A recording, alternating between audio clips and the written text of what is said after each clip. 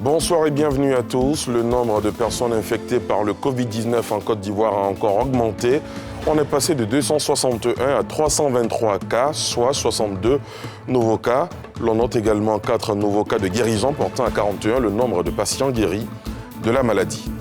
L'actualité ce lundi, c'est aussi la destruction d'un centre de dépistage au coronavirus en cours d'installation dans la commune de Yopougon. Il a été détruit par des riverains dans la nuit d'hier à aujourd'hui, suivi de manifestations de rue. Dans ce journal, nous irons à Yopougon. On en parle aussi avec le préfet d'Abidjan, qui est notre invité.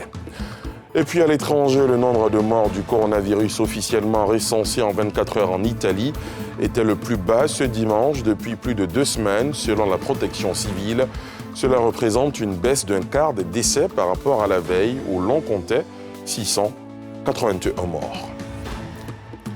Le bilan des personnes infectées par le Covid-19 en Côte d'Ivoire s'alourdit. Ce lundi, on passe de 261 à 323 cas, soit 62 nouveaux cas, dont 58 à Abidjan et 4 à Adiaké. L'on note également 4 nouveaux cas de guérison, portant à 41 le nombre de patients guéris de la maladie. Bilan dressé ce soir par le directeur général de la Santé. Je vous propose de l'écouter.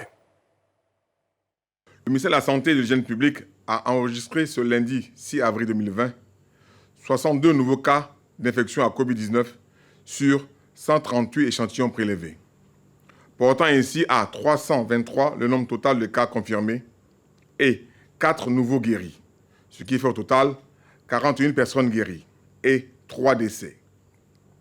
La répartition de ces 62 nouveaux cas confirmés ce jour se fait comme suit. 58 à Abidjan et 4 à l'intérieur du pays, plus précisément à Adiaké. Cependant, il existe des cas positifs dans plusieurs autres communes de la ville d'Abidjan. Il est donc important de limiter vos déplacements le plus que possible. Aussi, le port du masque est vivement recommandé lors de vos différents déplacements. Face à l'évolution croissante du nombre de cas à Covid-19, le ministère de la Santé a augmenté le nombre de sites de dépistage et de prise en charge.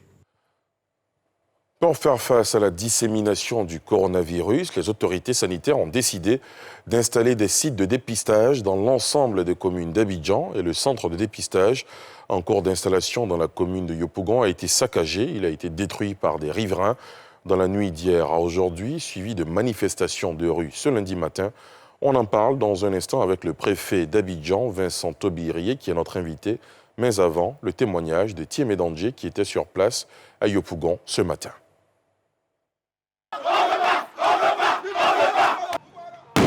Jet de lacrymogène contre jet de pierre. C'est à cette scène que les policiers et jeunes manifestants, se disant opposés à l'ouverture du centre de prélèvement de proximité de cas suspects du coronavirus, se sont livrés ce lundi à Yopougon-Croix-Rouge. Très vite, le mouvement touche les quartiers avoisinants, dont Nouveau Quartier, Koweït, Gandhi et sapeurs-pompiers. Des barricades sont érigées. Pourquoi les coins isolés là, dès l'aéroport, on ne dépose pas ces cas? Ou bien aux Jeux Olympiques, où c'est isolé, on dépose là-bas, et c'est en pleine ville, BAE. Attends, vous voulez quoi de la GES de Yopougon? Pardon, on n'a pas autre chose que de parler maladie là, repartir à les installer ailleurs. Le préfet, décidé à apaiser les esprits, descend sur le terrain. Le dialogue s'engage avec des meneurs de la grogne, en vain. Vous-même, vous savez que ça, c'est pas bon. Je dis. L'état de siège demeure au désarroi du préfet d'Abidjan. C'est pour vous-même. Alors que vous prenez le taxi, le bus, le bac à aller au fond, à 13 jours à Cody, on met ça à côté. Personne ne vient d'ailleurs. Ce que vous voyez là, la même chose dans toutes les communes d'Abidjan. Ça, c'est pour vous devez être content d'avoir ça à côté de vous. Si vous avez la fièvre, si vous avez la toux, si vous pensez que vous avez pu toucher quelqu'un qui a le coronavirus, vous allez tout près ici, à pied. C'est tout. La carotte laisse finalement la place au bâton. La police se déploie. Plusieurs unités prennent position et lancent l'assaut. La police finit par prendre le dessus. Les voies sont libérées au fur et à mesure. Et des usagers coincés peuvent alors sortir pour leurs courses. Ce, après plusieurs heures de folle violence imputées à une grogne contre ce centre de proximité détruit par des jeunes surexcités.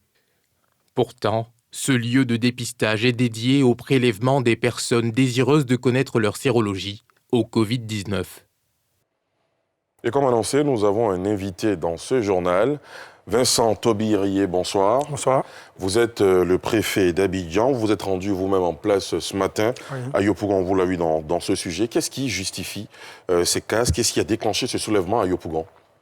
Vous l'avez expliqué dans votre reportage. Nous pensons qu'il y a eu un problème de compréhension de l'action qui a conduit à des colères dont les conséquences ne sont pas du tout justifiables. Les populations ont mal interprété l'implantation du centre. Et nous sommes allés expliquer le bien fondé d'avoir ce centre à ce site-là. Quelle est l'ampleur des dégâts? Oui, les dégâts, il y a eu des barricades composées de pneus, de tables sur lesquelles les dames vendent aux abords des routes. Mais je dois préciser que le site lui-même, le matériel du site n'a pas été endommagé. Il y a eu 3 panneaux qui ont été vandalisés. Mais le site se porte bien. Et à l'heure où je vous parle, le centre est terminé, la construction est terminée, parce que c'est un impératif de construire. Et ce centre est terminé. Les annexes sont en train d'être construites actuellement. Dans quelques heures, ce sera achevé. Ce que vous dites, c'est que ce qui a été détruit est en train d'être reconstruit. Oui, non, ça n'a pas été détruit. Il y a eu des manifestations aux abords du site qui est le stade BAE. On a vu dans des vidéos amateurs des jeunes prendre des Oui, ce sont 3 panneaux. Les panneaux sont très solides parce que c'est des panneaux qui sont montés comme des abris. Ils sont solides, ça n'a pas été détruit. Il y a eu 3 panneaux qui ont été détruits. Le feu n'a pas consumé le matériel? Non, pas du tout. J'étais là, vos éléments étaient avec nous sur le terrain. Il n'y a pas eu de destruction là-bas. Heureusement d'ailleurs, ce qui a permis de poursuivre le travail. Alors, quelles sanctions encourent les casseurs? Oui, le ministre de la Sécurité a dû faire une communication, il va le faire, mais il n'est pas excusable qu'il y ait des violences pour revendiquer ou pour demander qu'il y ait des explications. Ça, c'est exclu. On ne peut plus recourir à la violence impunément pour se faire entendre. Et donc, les services de sécurité, mais également la justice, vont donc décider des sanctions. Mais nous avons une contrainte administrative, nous avons une obligation de nous assurer que ces centres soient montés et qu'ils aident les populations, qu'ils leur donnent l'information. Et justement, avant de poursuivre l'entretien avec vous, je vous propose de suivre ce reportage avec justement le ministre de la Sécurité qui s'est prononcé sur ce cas en cours, les casseurs de cette manifestation de Yopougon. Je vous propose de suivre ce reportage de Salif Yalekwe. 21 personnes ont été interpellées ce lundi à la suite des manifestations contre l'installation d'un site de dépistage du coronavirus au stade de la brigade anti-émeute BAE de Yopougon, dans l'ouest d'Abidjan.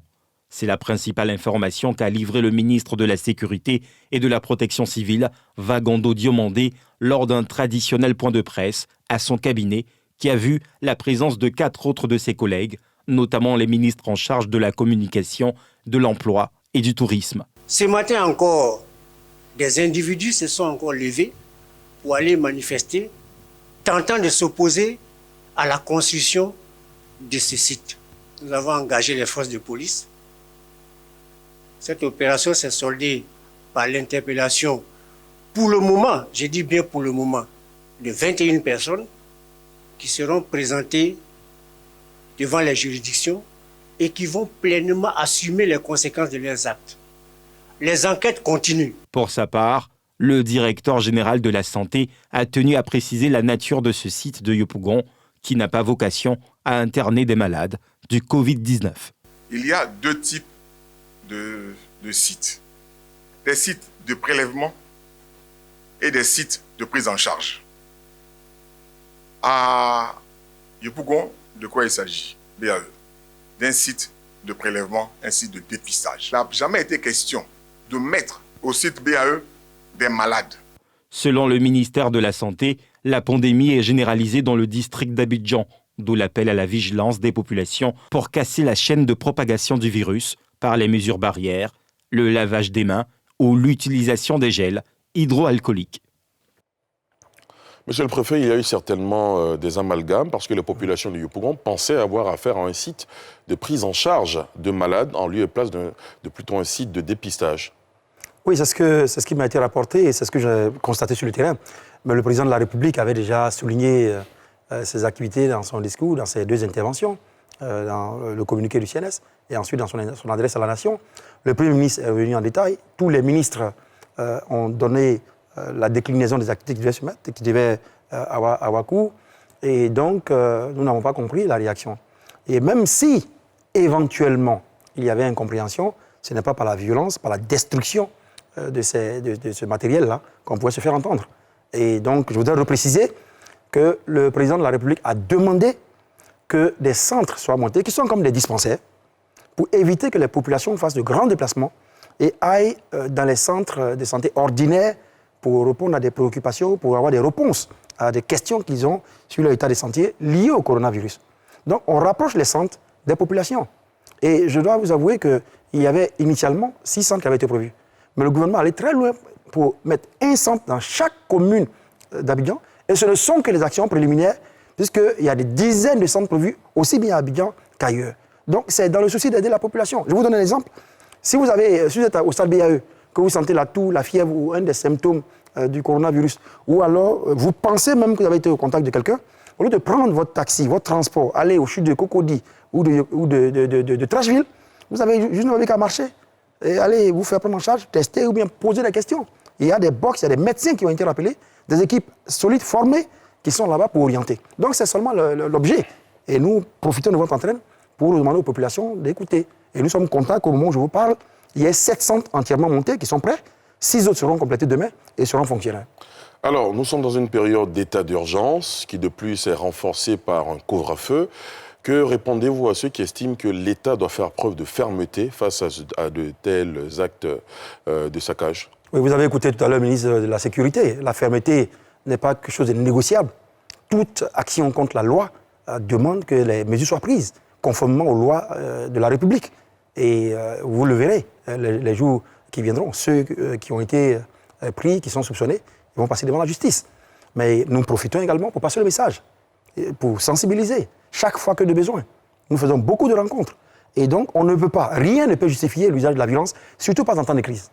Dernière question, il y a eu également des velléités de soulèvement à Koumassi, au sud d'Abidjan, vous confirmez? Qu'est-ce qui s'est passé à Koumassi? Bon, restons dans les proportions. Il y a 50 jeunes qui sont arrivés au stade, qui ont voulu faire comme ce qui s'est passé à Yopougon. On leur a expliqué, ils sont partis. Et le centre de Koumassi va être monté incessamment dans quelques minutes. Donc, on espère que tout va se passer bien. Et encore une fois, on profite de l'occasion pour demander aux jeunes de garder le calme. C'est pour eux. Tous ces efforts du gouvernement, c'est pour prévenir la crise et pour empêcher qu'on ait une propagation. Parce que dès qu'il y a propagation, comme ça a été annoncé, il y a des conséquences que nous ne pouvons plus mesurer. Donc, nous sommes sur l'anticipation plutôt que la réaction. Donc, il faut laisser les centres se construire. Merci infiniment, M. Toby Irié. Je rappelle que vous êtes le préfet d'Abidjan. Merci d'avoir répondu à notre invitation. Merci beaucoup. Merci. Et justement, pour éviter l'effet de contagion dans les autres communes, notre invité, le préfet d'Abidjan, Vincent Toby Irié, implique les maires dans la sensibilisation. Il les a invités à renforcer le message dans leurs communes respectives. Le reportage de Thiemé Dandje et Aruna Zeba.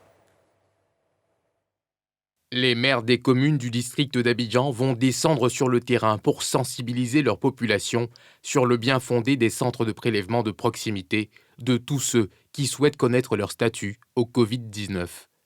Ils ont été mis en mission à cet effet ce lundi par le préfet d'Abidjan. Pour le chef de circonscription de la capitale économique de Côte d'Ivoire, la sensibilisation s'impose pour dissiper tout nuage d'incompréhension. Les hôtes du jour saluent la rencontre. Selon des participants, le dialogue va permettre d'éviter toute manipulation et acte de vandalisme autour de la maladie à coronavirus. Je voudrais lancer un appel aux populations de Makoro pour qu'ils soient réceptifs, qu'ils comprennent très bien que l'enjeu est très important, que ce n'est plus le lieu de tergiverser, de faire de la politique. Il s'agit de vies humaines, et quand il s'agit de vies humaines, il faut coordonner, n'est-ce pas, les décisions. Donc ce matin, nous sommes venus coordonner les décisions, coordonner notre vision de la stratégie pour protéger nos populations. Ils n'écoutent pas. Ils sont toujours têtus et c'est un moyen, c'est une source de transmission qui est importante. Il faut que nos frères et sœurs prennent conscience, doivent respecter ce qui a été mis en place par le gouvernement. Les 1 mètre, les gens ne respectent pas. Dans les transports en commun, les gens ne respectent pas. Moi, j'ai été amené à poursuivre des véhicules hier, c'est pas mon travail. Au nombre de 13, les sites de prélèvement et de dépistage prévus dans les différentes communes d'Abidjan vont décongestionner les sites de dépistage déjà existants. Il vise à réduire les déplacements des personnes infectées sur de longues distances et les risques de nouvelles contaminations.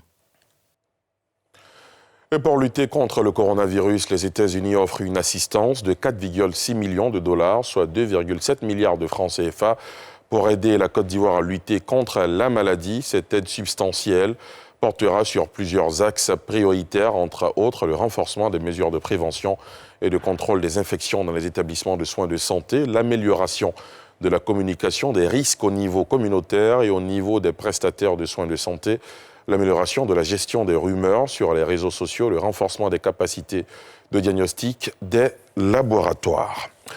Et l'on a appris ce soir, Ahmed Bakayoko, le ministre ivoirien de la Défense, a été testé positif au Covid-19. Il a donné l'information dans une publication relayée sur sa page Facebook et dans un communiqué émanant de son ministère. Bien que ne présentant aucun signe de la maladie, le ministre ivoirien de la Défense informe que son médecin lui a prescrit un confinement auquel il se serait immédiatement soumis. Ahmed Bakayoko profite de l'occasion pour rappeler aux Ivoiriens que le coronavirus est une maladie réelle qui se propage vite. Il exhorte donc à prendre au sérieux l'observation de toutes les mesures barrières pour se protéger et protéger les autres. À l'étranger, le nombre de morts du coronavirus officiellement recensé en 24 heures en Italie était le plus bas ce dimanche depuis plus de 2 semaines. Selon la protection civile, cela représente une baisse d'un quart des décès par rapport à la veille où l'on comptait 681 morts. Le point de Yeli Traoré. Le nombre de morts du coronavirus officiellement recensé en 24 heures en Italie, 525, est le plus bas depuis plus de 2 semaines, selon la protection civile. Cela représente une baisse d'un quart des décès par rapport à samedi. Il faut remonter au 19 mars pour trouver un bilan plus faible. En ce qui concerne le nombre de décès, aujourd'hui on enregistre 525 nouveaux décès. C'est le nombre de décès le plus bas depuis le 19 mars.